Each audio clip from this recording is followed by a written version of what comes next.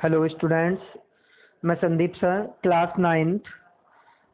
आज हम chapter 1 number system की कुछ डेफिनेशंस हैं, उन सबको सीखेंगे। मैं उन्हें एक्सप्लेन करूँगा, आप सभी ध्यान दें। यहाँ कुछ डेफिनेशंस लिखी हुई हैं। चैप्टर 1 नंबर सिस्टम, यहाँ मैंने एक टेबल बनाया है, types of number system, types of numbers, symbol, definition और उसके कुछ एग्जाम्पल। तो फर्स्ट है आपका नेचुरल नंबर्स। इसका जो डिनोटेड सिंबल है वो कैपिटल N है। डेफिनेशन क्या कहेंगे इसकी कि counting numbers are known as natural numbers. जितने भी काउंटिंग नंबर हैं उन्हें मैं नेचुरल नंबर कह सकता हूँ, जैसे एग्जाम्पल में 1 2 3 एंड सो ऑन। नेक्स्ट है आपका होल नंबर्स, इसे हम W से डिनोट करते हैं। डेफिनेशन है इसकी all natural numbers together with zero from whole numbers. यानी जितने भी नेचुरल नंबर हैं वो और उनके साथ यदि शून्य को जोड़ दिया जाए तो वो जो सेट है वो होल नंबर का सेट बनेगा। एग्जाम्पल 0 1 2 3 ये शून्य से स्टार्ट होते हैं। ओके, नेक्स्ट है आपका इंटीजर्स Z, इसे डिनोट Z से करते हैं। ऑल नेचुरल नंबर्स शून्य and the negatives of natural numbers from the collection of integers. यानी आपके इसमें शून्य, पॉजिटिव और नेगेटिव दोनों नंबर्स का जो सेट बनता है उन्हें मैं क्या कहूँगा, इंटीजर्स कहूँगा। जैसे कि एग्जाम्पल में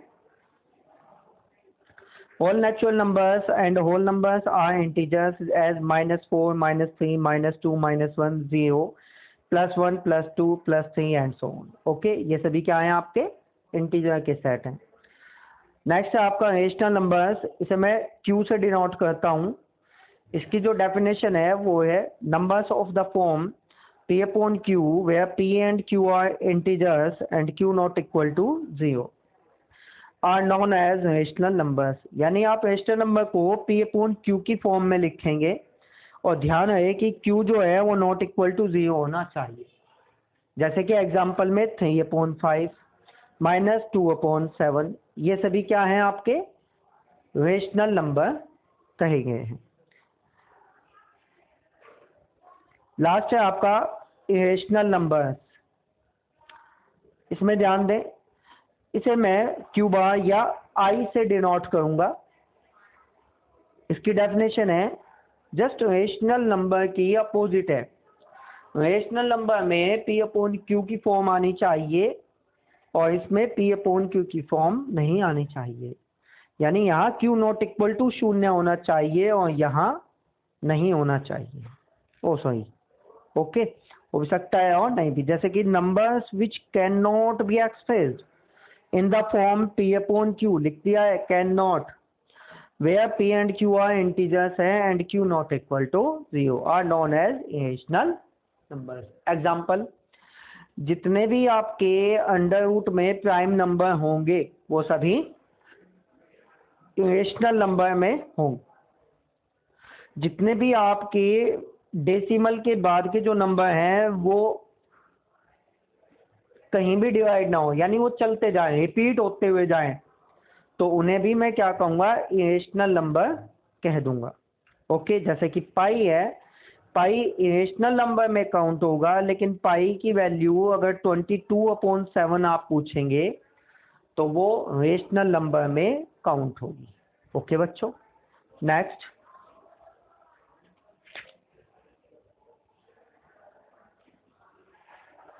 ये है आपका odd number. A number not divisible by 2, जो 2 से डिवाइड नहीं होते उन्हें हम ओड नंबर कहते हैं, जैसे 1 3 5 7 and so on. Even number जो 2 से डिवाइड हो जाएंगे उन्हें मैं क्या कहूँगा, इवन नंबर, जैसे 2 4 6 8। Prime number natural numbers which are divisible by itself and unity are called prime numbers. यानी जो केवल सेल्फ, खुद से ही डिवाइड हों उन्हें मैं क्या कहूँगा, प्राइम नंबर कहूँगा। जैसे कि एग्जांपल है आपका 2 3 5 7 11, ये सभी नंबर्स क्या हैं, अपने आप से डिवाइड हैं, किसी और भी नंबर से नहीं डिवाइड हो सकते, तो इन्हें हम क्या कहेंगे, prime numbers. Composite number, the numbers which are not prime numbers are composite number, यानी नंबर जो प्राइम नंबर नहीं है उन्हें मैं कंपोजिट नंबर कहूँगा, जैसे कि 4, 6, 8, 9, 10 ये सभी क्या हैं आपके कंपोजिट नंबर हैं। ओके बच्चों। Real number, the complete set of rational and irrational number, यानी एक ऐसा ग्रुप जिसमें रेशनल नंबर भी मिले आपको और साथ साथ इरेशनल नंबर भी मिले हैं आपको, तो उस सेट को मैं क्या कहूँगा, रियल नंबर कहूँगा। और इसे डिनोटेड बाई किससे करता हूँ मैं, आर से। ओके बच्चों, इसे आप इस तरह से नंबर लाइन पे भी देख सकते हैं कि एक नंबर लाइन है जिस पे आपका मिड पॉइंट क्या हुआ, 0 से स्टार्ट है, राइट हैंड चलें तो प्लस, लेफ्ट हैंड चलें तो माइनस, लेकिन जैसे ही आप 1, 2, 3, 4 इनके बीच में आपके पास कुछ नंबर्स है नंबर लाइन पे जो कि अंडर रूट में भी शो हो सकते हैं, जैसे कि 2 और 3 के बीच अंडर रूट थ्री की वैल्यू अगर आप लें डेसिमल में तो 1.732 समथिंग। ओके, ये है आपका, तो इन सबको मैं क्या कहूँगा, ये रियल नंबर का सेट है। ओके बच्चों।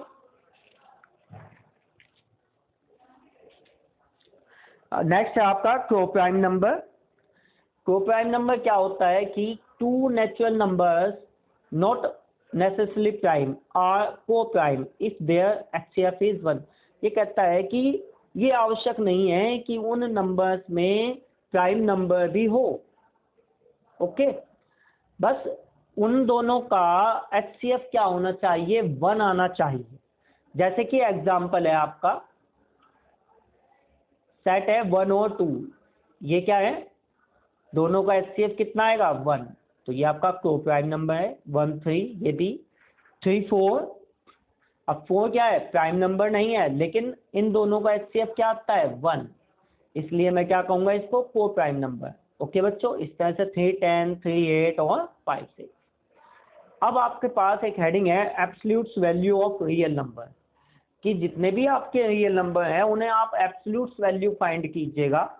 तो मैं थोड़ा बताऊं आपको कि there is a point on a number line L which corresponds to the number x, the distance of these points x from the point 0 is called the absolute value of x.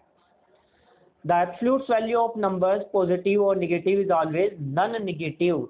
ये कहता है कि किसी भी number की अगर आप value find करेंगे तो वो हमेशा पॉजिटिव ही निकल के आएगी, वो चाहे नेगेटिव हो वो चाहे पॉजिटिव हो। नंबर पॉजिटिव और negative is always non negative. Okay, the absolute value of number is written. उसे एब्सोल्यूट वैल्यू को लिखेंगे कैसे, वो लिखने का तरीका है ये कि x कोई नंबर है तो उसका एब्सोल्यूट वैल्यू को इस तरीके से, एक बॉक्स में, खुला बॉक्स है ये, इस तरह से ये 2 स्लैश लगा दिए गए हैं डंडे, और आपके पास ये बॉक्स बन जाता है दोनों साइड से खुला। इसे मैं क्या कहूँगा, इट इज डिनोटेड एज, ये एब्सोल्यूट वैल्यू है। ओके, यहाँ ध्यान दें, एब्सोल्यूट वैल्यू की x यदि ग्रेटर देन और इक्वल टू 0 है देन तब एब्सोल्यूट वैल्यू का रिजल्ट क्या आएगा, x, और यदि x की लेस देन है 0 तब इसकी वैल्यू क्या आएगी, माइनस। तो आपके यहाँ केवल प्लस में ही काउंट है, तो रिप्रेजेंट द पॉजिटिव वैल्यू, यानी एब्सोल्यूट वैल्यू आपको केवल पॉजिटिव वाला ही लेना है। ओके बच्चों, यहाँ ध्यान दें आप, जैसे कि मैं एक एग्जांपल लेके आपको बताता हूँ कि आपके पास 2 है कोई नंबर, आप 2 की एब्सोल्यूट वैल्यू निकालिए तो ये आएगी 2। ओके, लेकिन अगर -2 की एब्सोल्यूट वैल्यू आपसे पूछी जाए तो इसका रिजल्ट होगा +2, यानी माइनस या प्लस कुछ भी हो, रिजल्ट हमेशा उसका पॉजिटिव रखेंगे आप। ओके बच्चों,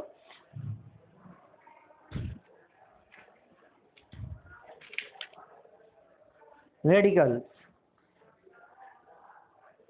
if a is greater than 0 be a real number and n be a positive integer। कहता है a कोई रियल नंबर है और n कोई पॉजिटिव इंटीजर है, तो तब मैं क्या कहूँगा, a अंडर रूट की पावर n, इसे इस तरह से बोलेंगे a अंडर रूट की पावर n, यानी ये रेडिकल साइन है। ओके बच्चों, is equal to b, if इसे मैं अभी लिखूंगा b की power n is equal to a, यानी अंडर रूट में जो पावर है वो जब इक्वल टू से इधर जाती है तो स्क्वायर, यानी सॉरी पावर में इस तरह से कन्वर्ट हो जाती है, रेडिकल का साइन हट जाता है। Okay, a and b is greater than 0, the symbol, ये जो आपका जिसे आप अंडर रूट पढ़ते हुए आए हैं, इस सिंबल को ही हम क्या कहते हैं, रेडिकल साइन बोलते हैं। ओके, यूज इन a की power under root n, that is a की power 1/n is called the radical sign, where n and a are known as index and radicand respectively. तो आपको केवल ये ध्यान देना है कि जो आपके, इसे हम शॉर्ट भी बोलते हैं, अगर यहाँ ध्यान दें, अब तक आपने छोटी क्लासों में इसे पढ़ते आए हैं 2 अंडर रूट 2, और आप इसको पढ़ते आए हैं क्यूब रूट। ओके, यहाँ पे आप कुछ भी ले लीजिए, सपोज चाहे 5 ले लें, क्यूब रूट पढ़ते आए हैं, इसको अंडर रूट 2 पढ़ते आए हैं। अब मैं क्या करता हूँ, ये जो है ये मेरा रेडिकल साइन है, जब इक्वल टू से इधर लेके जाऊंगा तो ये आपका क्या होगा, इधर चेंज हो जाएगा। ठीक है बच्चों, किस में, इस तरीके से। ठीक है, यानी ये इधर जाकर क्यूब में पावर में चेंज हो जाएगा। इसी तरह से ये इक्वल टू से दूसरी साइड जाके इस तरह से चेंज हो जाएगा। और यदि आप इसको ही, तो इसका दूसरा रूप भी देखें आप, यानी मैं इसको क्या लिख सकता हूं, मैं इसे ऐसे भी लिख सकता हूं 1/3, तभी एक्सपोनेंट में 1/3 चेंज हो जाएगा। ऐसे ही इसको क्या चेंज करेंगे आप, 2 की पावर 1/, ठीक है, इस तरीके से। नेक्स्ट,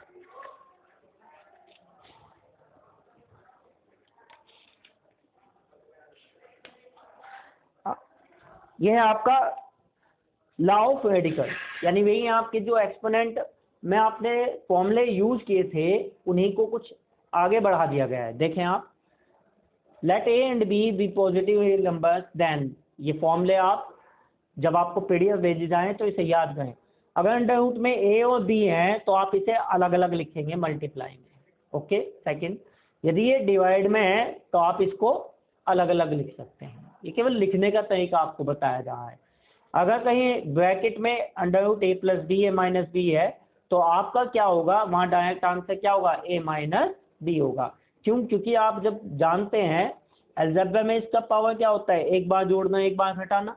तो मैं क्या करता हूँ, यहाँ ध्यान दें आप, इसे मैं इसको ऐसे भी लिख सकता हूँ, यानी ए माइनस अंडर रूट बी की पावर ए।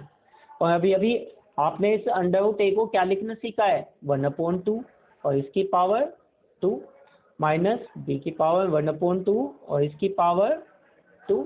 और पावर से पावर की जब मल्टीप्लाई होगी तो आप ऐसे लिखेंगे, आप ऐसे लिखेंगे और से ये कैंसिल, तो क्या बचा, a माइनस बी। इस तरीके से आपका रिजल्ट a माइनस बी लिखा गया है।